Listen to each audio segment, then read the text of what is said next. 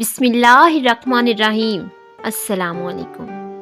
آج کی کہانی کا عنوان ہے کاہل شیر کا حشر۔ کسی جنگل میں ایک شیرنی رہتی تھی جس کے 2 بچے تھے۔ وہ اپنے دونوں بچوں سے بہت پیار کرتی تھی۔ جب تک بچے چھوٹے تھے تب تک شیرنی روزانہ انہیں دوسرے جانوروں کا شکار کر کے لاتی اور خوب پیٹ بھر کر انہیں کھلاتی۔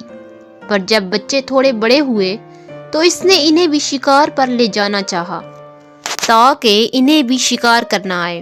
بڑا بچہ فوراً تیار ہو گیا، لیکن چھوٹا کہنے لگا میری طبیعت ٹھیک نہیں ہے، کچھ دنوں بعد چلوں گا، آج نہیں کل بہانے بنانے لگا۔ بڑا بچہ ماں کے ساتھ شکار پر جانے لگا۔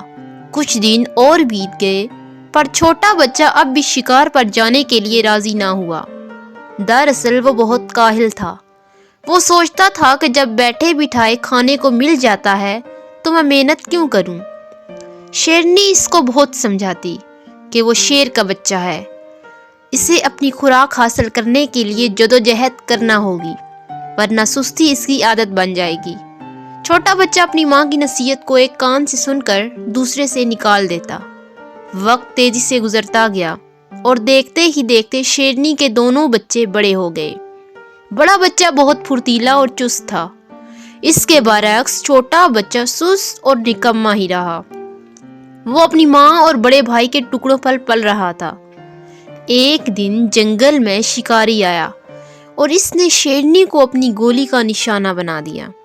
بڑے بچے نے اس شکاری سے بدلہ لینے کی ٹھانی، مگر شکاری جنگل میں غائب ہو چکا تھا۔ بڑا بچہ اپنے بھائی کے پاس واپس آیا اور اس سے کہا کہ دیکھو بھائی، ماں کے بعد تم میرے اپنے ہو، ہماری اپنی کمزوری کے باعث جان گنوا بیٹھی۔ میں ڈرتا ہوں کہیں تمہاری سستی اور کاہلی تمہیں نقصان نہ پہنچا دے، اس لیے اب تم سستی چھوڑو اور میرے ساتھ شکار پر جایا کرو۔ یہ سن کر چھوٹا شیر غصے سے بھڑک اٹھا اور دھاڑ کر بولا، تم مجھ سے حسد کرتے ہو، میری پرواہ مت کرو، مجھے خدا نے پیدا کیا ہے، وہی میری حفاظت کرے گا، وہی مجھے رزق دے گا۔ اس پر شیر بولا، بے شک خدا رازق ہے، اس نے سب کو پیدا کیا اور وہی سب کو رزق بھی دیتا ہے، پر ساتھ ہی وہ یہ بھی کہتا ہے کہ تم محنت کرو، اس کا پھل میں تمہیں دوں گا۔ جب تم رزق کے لیے محنت نہیں کرو گے تو وہ تمہیں رزق کہاں سے دے گا؟ اس پر چھوٹا شیر بولا، مجھے یہ نصیحت دینے کی ضرورت نہیں، میں اپنا اچھا برا خوب سمجھتا ہوں۔ اب چھوٹے بھائی کی اس ہٹ درمی پر بڑے شیر کو بہت دکھ ہوا اور وہ خاموش ہو کر چلا گیا۔ دن گزرتے چلے گئے، جب بھی وہ شکار کرتا اس کا حصہ اس تک پہنچا دیتا اور وہ بے حیائی کا لباس پہن کر اسے خوب مزے سے کھاتا۔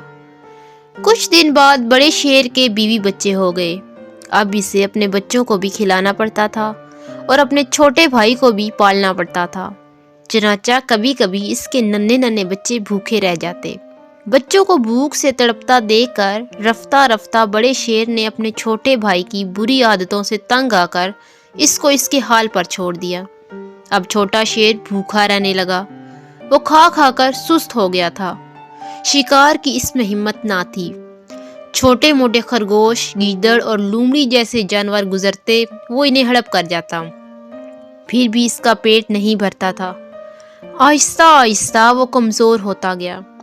ایک دن بھوکا چوہا اس شیر کے پاس سے گزرا۔ اس نے شیر کو مردہ سمجھا اور اس کے کان کتر کتر کر کھانے لگا۔ پیٹ بھر کر چوہا خوشی سے اپنے ساتھیوں کے پاس گیا اور انہیں خوشخبری سنائی۔ وہ سب بھی نعرے لگاتے اس پر چڑھ گئے اور من چاہے حصے سے گوشت نوچ نوچ کر کھانے لگے۔ اس طرح یہ کمزور اور چھوٹی سی جنگل کی مخلوق جنگل کے بادشاہ کو عبرتناک انجام تک لے گئے۔ سچ ہے، کاہل کا حشر ہمیشہ برا ہوتا ہے۔ میں امید کرتی ہوں کہ آپ کو آج کی کہانی پسند آئی ہوگی۔ اس طرح کی اور سبق آموز کہانیاں دیکھنے کے لیے چینل کو لائک، شیئر اور سبسکرائب ضرور کیجیے گا۔